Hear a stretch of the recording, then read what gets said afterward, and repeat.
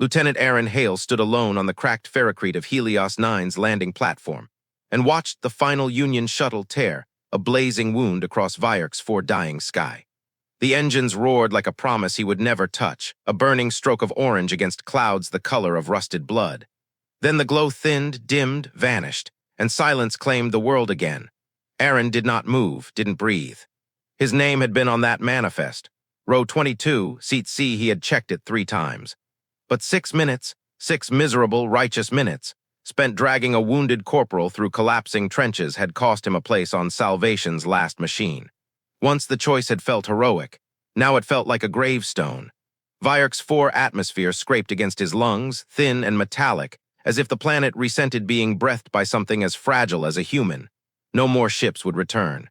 No search teams would comb the ruins. Somewhere in a distant, polished office, someone would stamp a neat little box beside his name, KIA, acceptable loss. Aren closed his eyes briefly, 34 years old, 4 deployments, decorated. Adaptable, creative under pressure, military code for breaks rules but refuses to die. And now he was a ghost before he'd even drawn his last breath. He looked down at what remained of his survival, 1x92 rifle. 3 magazines, 90 rounds that would evaporate like rain in a furnace. A combat blade, 72 hours of food. A comm unit showing a cold, unblinking no signal. A planet full of Draxian hunters who could smell human blood from 30 meters. He had maybe 2 days if he ran, maybe less if they found him before sundown. But Aren Hale had never been the running type. His gaze drifted to outpost Helios 9, the abandoned research station looming behind him. Once it had been a beacon of scientific ambition. Now it leaned like a crippled Titan, metal ribs exposed, its towers sheared open by orbital strikes. Smoke curled from wounds that would never heal. A ruin, a tomb, but a defensible tomb. A heartbeat, slow, cold, echoed in his chest. It wasn't fear, it wasn't despair, it was something harder, something forged. If this was where he died, then this was where he would make the universe remember his name. He slipped inside the outpost through a breach torn open by artillery. The interior greeted him like a collapsed cathedral, shattered consoles flickering with dying blue light, overturned chairs sprawled like fallen pilgrims, broken screens relaying tactical data that no longer mattered. The air stank of burnt power cores and the last breath of the men who had abandoned this place in chaos. Aren moved through the corridors with the precision of a surgeon, every step slow, every sound dissected, every shadow interrogated. He wasn't exploring the outpost, he was claiming it. The automated turrets had been disabled, not destroyed. Perfect. Their hardware still intact, their targeting modules waiting for a patient hand. The power grid was a mangled corpse, but one fused reactor cell thrummed stubbornly at 25%. Enough for lights, doors, and maybe the sensors. Water recyclers, functional. Medical bay, stripped but useful remains. Rations. A miracle and emergency vault sealed beneath collapsed flooring. Food for 50, now food for 1. Then he found the sensor array, broken, slashed open, sparking weakly, but still breathing. Still watching the horizon. Still whispering warnings. Aren exhaled. He had enough to fight, enough to bleed, enough to make them regret leaving him alive. As Vaelori's 4 grotesque twilight bled across the sky, violet, crimson, gold, Aren fortified Helios 9 with manic purpose. He welded scrap into barricades, wired explosives from unexploded shells, identified kill zones, mapped firing corridors, memorized every inch of the outpost until it felt like an extension of his bones. He slept little. Ate less, the sensors showed movement, slow, steady, inevitable. The Draxians were coming. 3 days after the shuttle abandoned him, a dozen of the armored hunters crept through the outer ruins, 8 feet tall, 6 limbs. Natural plating that shimmered like liquid steel. Born killers, war incarnate. Aren let them come. He lay in his elevated nest, breathing slow, rifle balanced with reverence. When the hunters clustered near the shattered gate, he squeezed the trigger once. 3 fell before the echo faded. The rest scattered, firing wildly. But Aren was already gone, slipping into the outpost's veins, moving from shadow to shadow, a phantom orchestrating death. 16 minutes later, 9 Draxians lay dead. The Draxians did not return the next day, or the day after. Instead, Vaelori's 4 fell into a heavy, suffocating silence, one so complete Aren Hale began to feel as if the planet itself were holding its breath. The sensor array pulsed every few seconds with weak, flickering sweeps, painting faint arcs across a cracked hollow display. Each time the sweep completed, Aren waited for the red blips to appear. For 48 hours, nothing. He used the quiet like a scalpel, reinforced barricades, rewired door servos, set remote detonation charges in the northern access tunnels, converted an old research lab into a fallback triage corner, complete with stitched-together trauma gel, scavenged clamps, and pain inhibitors that could drop a rhino. He trained himself to move through the outpost in utter darkness, memorizing every metal rung, every jutting pipe, every corridor curve. If the lights died, and they would, Aren needed to fight the way predators fought. Blind, patient, inevitable. By the third night, Helios 9 no longer felt like a ruin. It felt like a blade, and Aren felt like the hand that wielded it. Still, he knew the Draxians were not retreating. Predators did not lose 9 hunters and simply abandon the hunt. They were regrouping, studying, recalculating. They would return in greater numbers with greater fury. The first sign came at dawn. A single tremor, deep, resonant, rolled through the ground like the planet groaning under its own weight. Dust drifted from the ceiling. The sensor array, half dead and half miracle, spasmed to life with a jagged line of pulsing red. Aren watched the screen as the blips multiplied. 12, 18, 24, 30, 32 Draxians, a full hunting platoon. They were moving in coordinated patterns now, fanning out, probing terrain, avoiding obvious choke points. They had studied his tactics. They had learned. Good, Aren thought coldly. Let them come educated. Let them come prepared. Let them bleed anyway. He took position in the West Tower, a shattered communications platform overlooking the main approach. The metal groaned beneath his weight, warped by artillery, but he crouched low, rifle braced, heartbeat unhurried. The planet's wind howled through torn metal sheets, making the whole structure moan like a wounded beast. The Draxians emerged from the tree line. They moved with terrible grace, 6 limbs shifting in perfect rhythm, armor plates catching the pale dawn light. Their masks gleamed like carved obsidian, their weapons pulsing with bioplasmic charge. Aren slowed his breathing, measured his pulse, waited until the first group crossed the kill zone marker he'd etched into the ground 3 days earlier. Then he triggered the first charge. The explosion tore the air open. 3 Draxians vanished under a fountain of stone and fire. The survivors lunged for cover, but Aren had already fired twice. 2 precise shots, 2 mask shatters, 2 bodies dropping into alien dust. The Draxians roared, an animalistic, bone-vibrating sound, and unleashed suppressive fire that melted chunks off the tower's metal frame. By the time their fire reached his position, Aren was no longer there. He slipped through a service hatch he'd unsealed hours earlier, sliding into the dark ventilation corridors, boots silent on rusted steel. The outpost had become a labyrinth of Aren's making, hidden passages, blind corners, lethal choke points. The Draxians breached the west wall. He could hear their heavy limbs scraping against metal, hear the guttural clicks of their communication. Good, let them come inside the maze. He reached the secondary firing slit above the central courtyard and watched the first hunters spill into the open, confused, turning in circles, not yet realizing how trapped they were. Aren fired once, then twice, then disappeared again. The courtyard erupted into chaos, Draxians diving for cover, calling out positions that were already empty. Aren moved like smoke between corridors, a ghost stitched from exhaustion and fury. When they reached the inner labs, he detonated the second line of charges.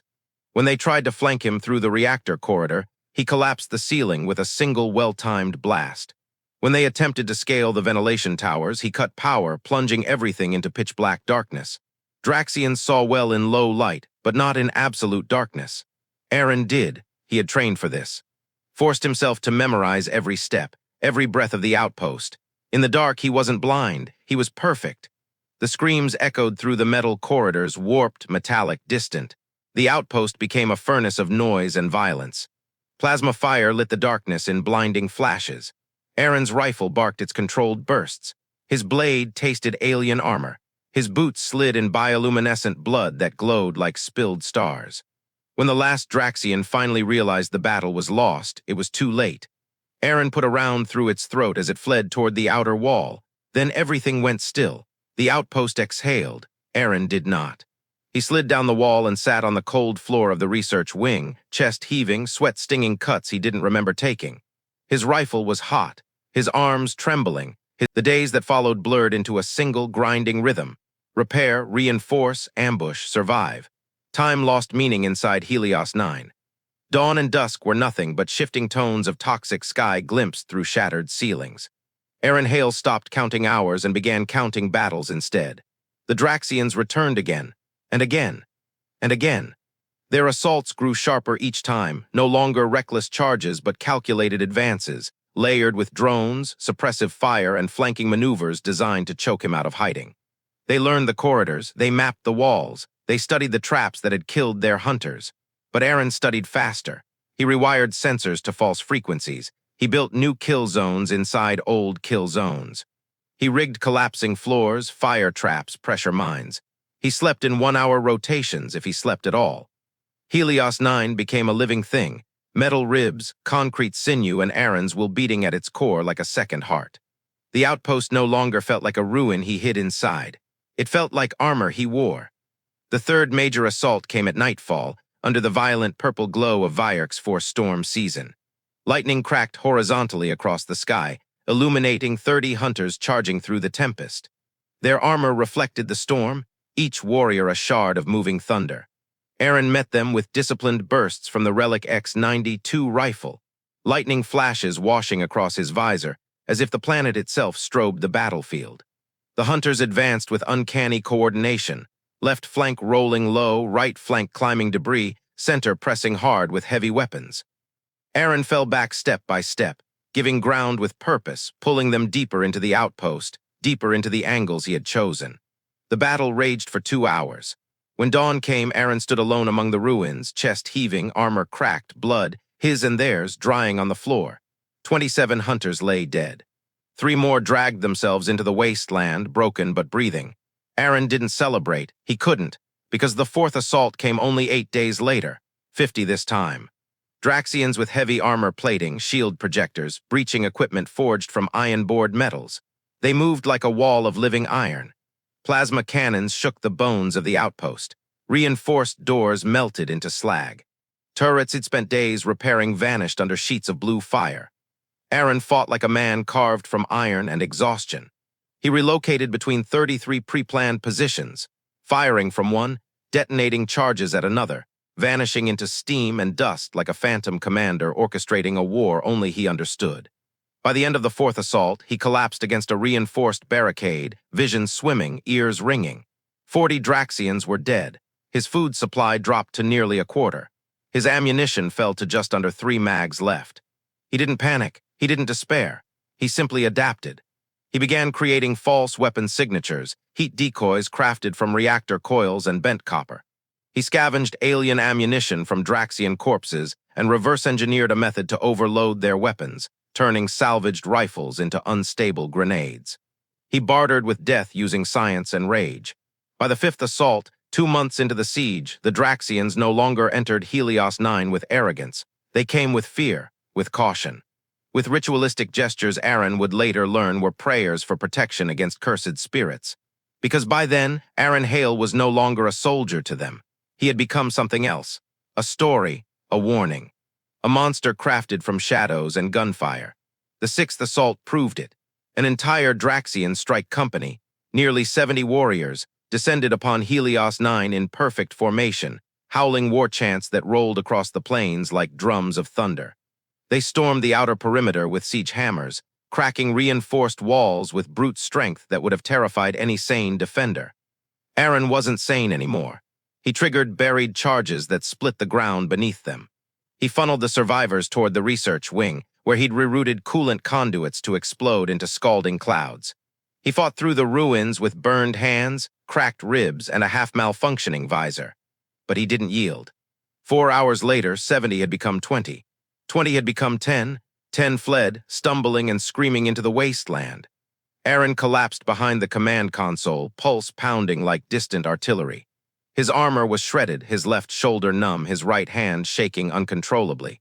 He didn't feel victory. He didn't feel fear. He felt delay, because he knew every time he survived, the next wave would grow larger, smarter, closer to impossible. The 7th assault arrived 1 month later.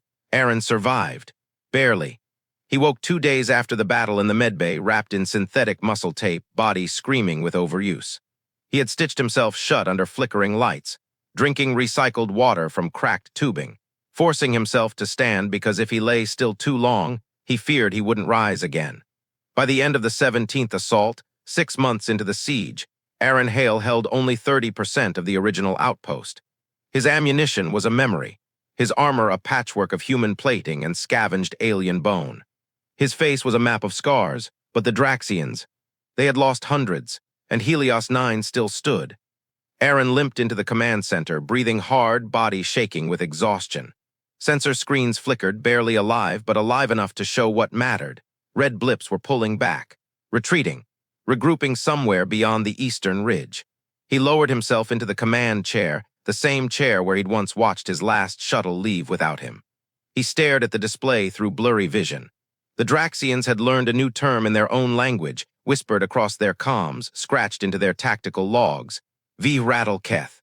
Death's echo, the human who refuses to end. Aren closed his eyes. 6 months alone, 6 months of fire, blood, and metal. He had become a legend to the enemy, and a ghost to his own people.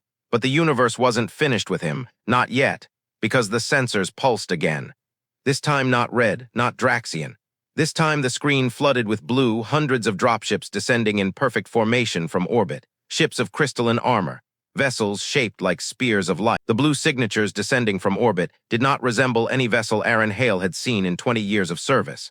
They fell through Vaerk's four-poisoned sky like spears of living crystal, shimmering, angular, impossibly silent.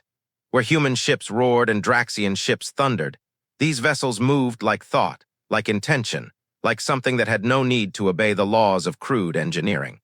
Aren stood on the cracked observation balcony, battered armor clinging to him like a second skin, and watched the new arrivals pierce the clouds in flawless formation.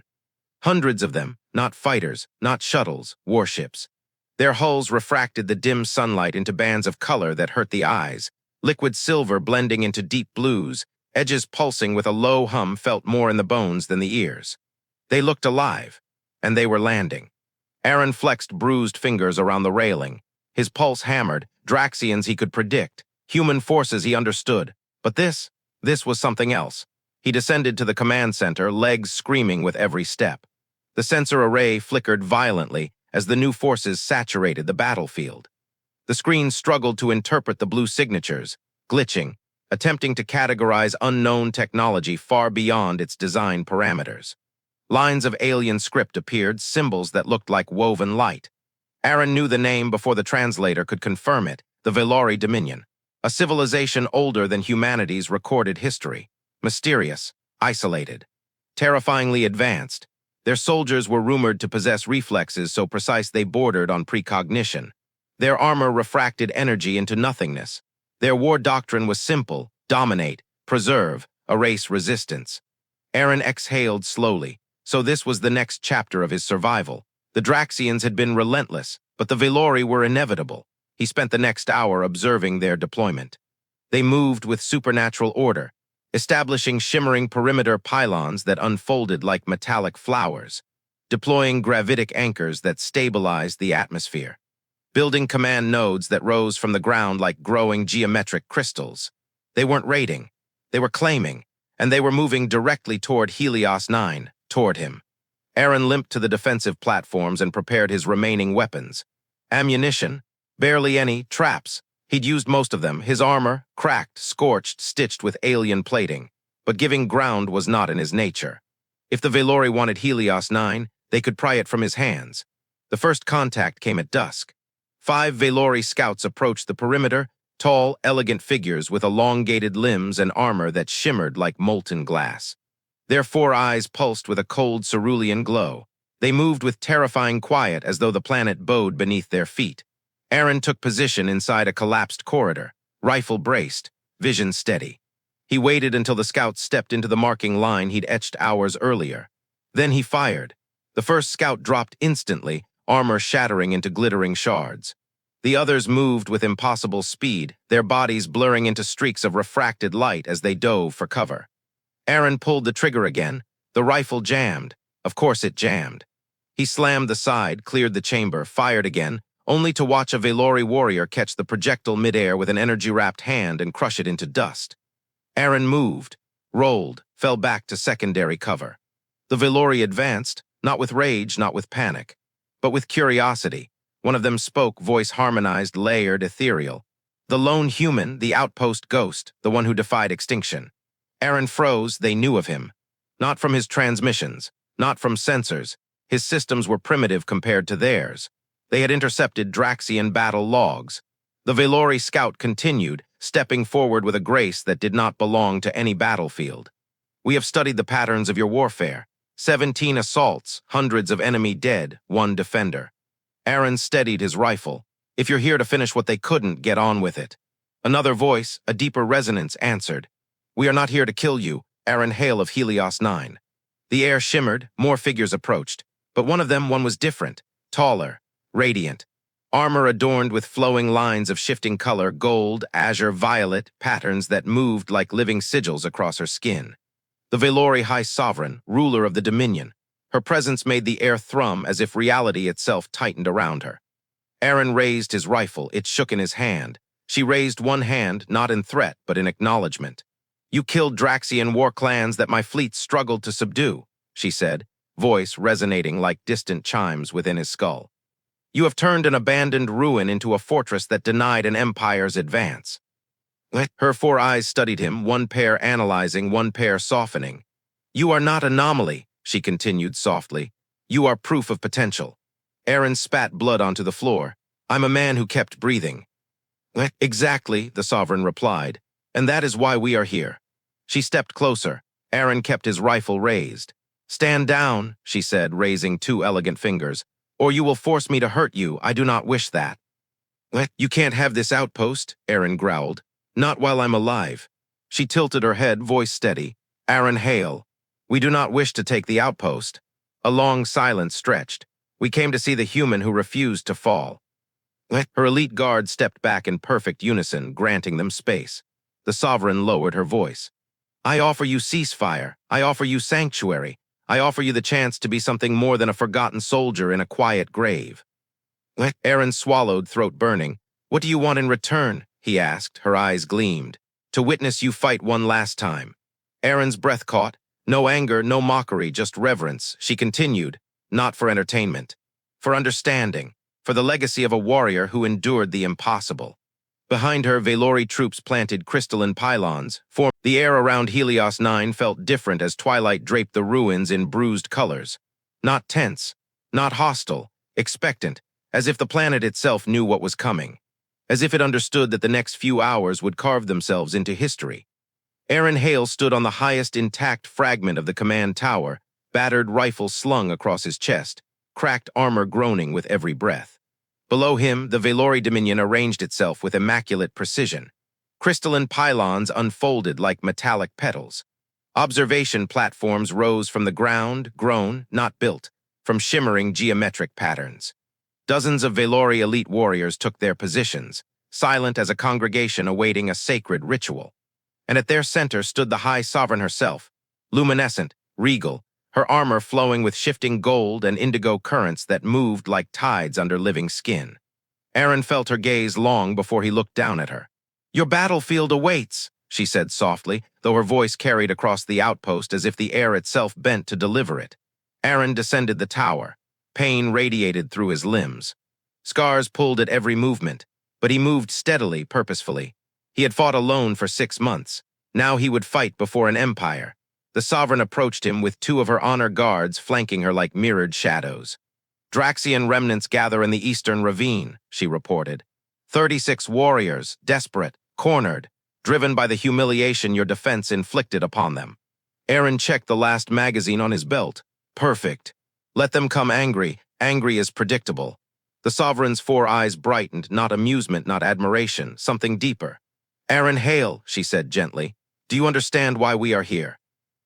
You want to see if the legend's real, he said, adjusting a cracked shoulder plate. No, she replied quietly.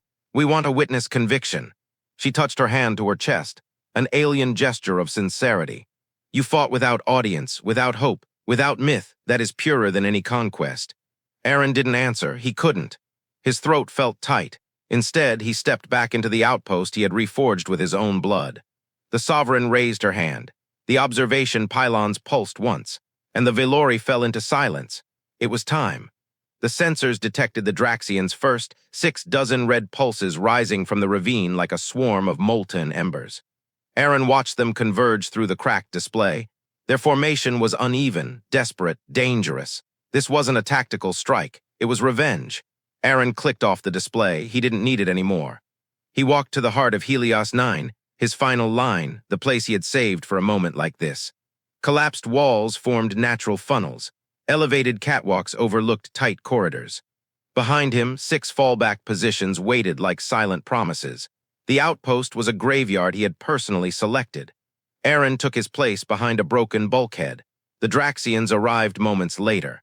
They poured into the outpost like a tide of obsidian armor and bioluminescent markings. 6 limbs clattering against stone. Energy rifles glowing with rage. They were slower than before, wounded, exhausted, but still monstrous. The first one stepped into the kill zone. Aren squeezed the trigger. The round drilled through its throat. The body collapsed in a spray of violet flame. The horde roared. The battle began. Aren moved like a memory of war more than a man.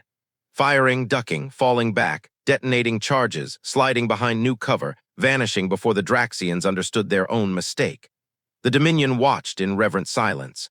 Aren fought through smoke and fire, his rifle bucking in his hands, each shot chosen like a prayer, each step calculated with the precision of a dying god refusing to kneel. A Draxian cleaver shattered across his shoulder plate. He drove his combat blade through its sternum. A plasma bolt gouged his thigh. He crawled behind a steel beam and returned fire with perfect accuracy. His vision blurred. His muscles screamed, but he didn't break, not once. The outpost trembled with explosions, dust falling from rafters like ancient ash as Aren triggered the 3rd line of charges.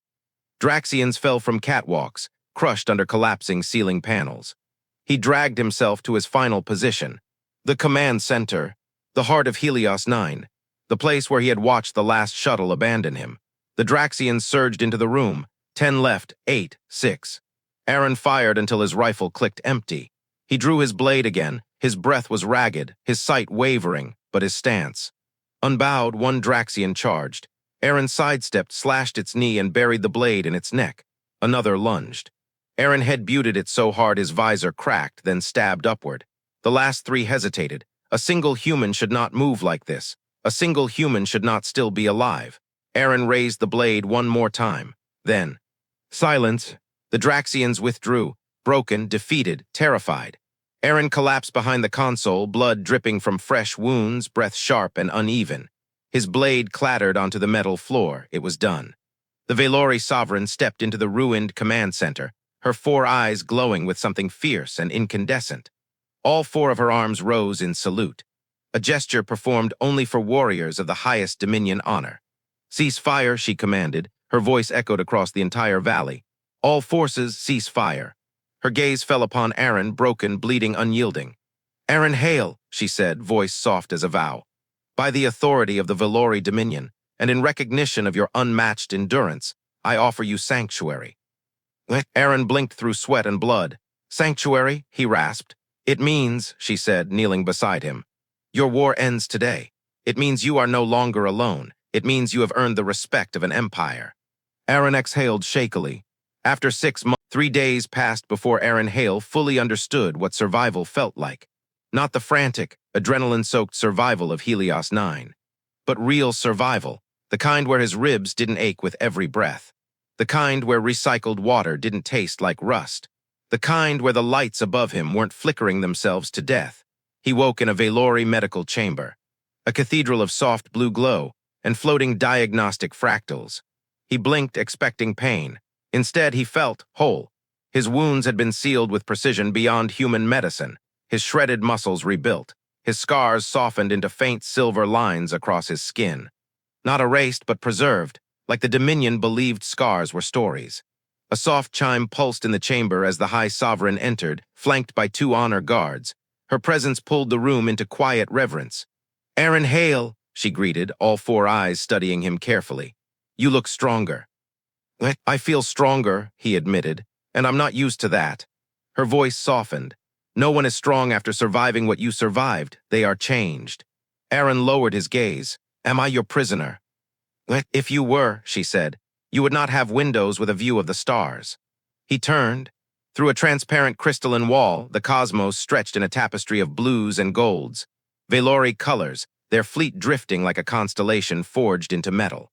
"You are under sanctuary," she continued. "Free to walk, free to leave, free to decide what happens next." Aren exhaled slowly, a weight slipping from his shoulders. "So what are my options?" "3," she said, raising her upper right hand to count them. "1, we will return you to Union territory when our ships enter the region again." He felt a cold pang in his chest. He remembered the shuttle leaving without him. Remembered his own command labeling him dead because it was easier. "Next. 2, you may remain with the Dominion. Your tactics, your improvisation, your endurance, they have become required study in our academies. You could teach, advise, shape a generation." Aren swallowed. "And the 3rd, you may rest," she said simply. "Do nothing, heal, the war no longer follows you." Aren stared at the floor for a long moment. Then he asked the question that had been clawing at him since she'd watched him fight. "Why does my survival matter so much to your people?" The sovereign stepped closer. Her voice grew quiet, almost reverent. "Because endurance without audience is the purest form of courage." She clasped her 2 upper hands behind her back. "Because a warrior who fights with allies may be brave, but a warrior who fights when no one will ever know, that is something sacred." Aren didn't blink. "And because you showed us the one truth we nearly forgot, that a single determined soul can defy inevitability." Her lower pair of hands made a gesture like tracing a memory in the air. "You fought for 6 months with no supply lines, no hope, no promise of recognition. That is more than courage. That is will turned into weapon." Aren felt something tighten in his chest, a mix of disbelief and the ache of long-denied validation. Weeks passed. Aren walked among the Dominion's warriors, towering figures who bowed their heads as he passed. They sought him out, to ask about ambush angles, to ask about fallback strategies, to ask what a human felt when death pressed in from every direction. He told them the truth. "I was scared every day." That answer only made their respect deepen. Fear, to the Dominion, was a sacred adversary, and Aren Hale had lived with it longer than any of them. He advised commanders, observed training regiments, helped redesign defensive doctrines the Dominion hadn't updated in centuries. But every night he returned to the meditation deck, a suspended crystal platform overlooking a sea of stars, and wondered if the shuttle had waited. Would any of this exist? One evening, as he leaned against the railing, the sovereign approached. "Your mind is troubled," she said. "You can tell. I can see it in your posture. You stand like a man choosing a path, but not sure if he deserves either one." Aren exhaled. "Earth sent a diplomatic vessel today. I am aware. They want me back." "Yes, they offered me medals," Aren said bitterly. "Promotions, honors. And you do not care for any of them. How can I?" His voice cracked with something old and jagged.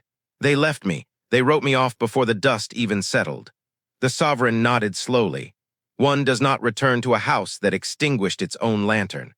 Aren stared at her, the words hitting deeper than he expected. She continued softly, "Stay or go, Aren Hale, but choose the place that did not abandon your fire." He looked at his hands. These were not the hands that boarded Helios 9. These were hands forged by the siege, shaped by months of impossible war, and recognized by an empire older than anything humanity had built. "I stay," he whispered. The sovereign bowed her head, not as a ruler acknowledging a subordinate, but as a warrior acknowledging another. "Then your legend becomes ours," she said. Years passed. Aren Hale became more than a survivor, more than a consultant, more than a symbol. He became the Vaelori exemplar of impossible endurance. Military academies studied Helios 9 in entire courses. Cadets recited his battles as hymns. Commanders analyzed his traps as scripture. Warriors wore silver marks on their armor, the color of his scars, to honor him. The sovereign often visited him, discussing philosophy, battlefield psychology, the strange nature of human stubbornness. Over time, their talks grew less formal and more like 2 souls sharing war-shaped wisdom. One day, during a training demonstration, a young Vaelori initiate asked, "Master Hale, why did you keep fighting when you were alone?" Aren rested his hands behind his back. "Because yielding," he said quietly, "never felt like an option." The sovereign standing beside him nodded with pride. "That," she said, "is why one human changed the doctrine of an empire." And across the stars the story spread, of the lone human at Helios 9, the man abandoned by his own command, The warrior who fought for 6 months with no reinforcements. The soldier who became a myth to his enemies. And a legacy to an empire. Aren Hale had once been forgotten. Now he was remembered in 1,000 languages. The Dominion called him Karel and Vidra. The one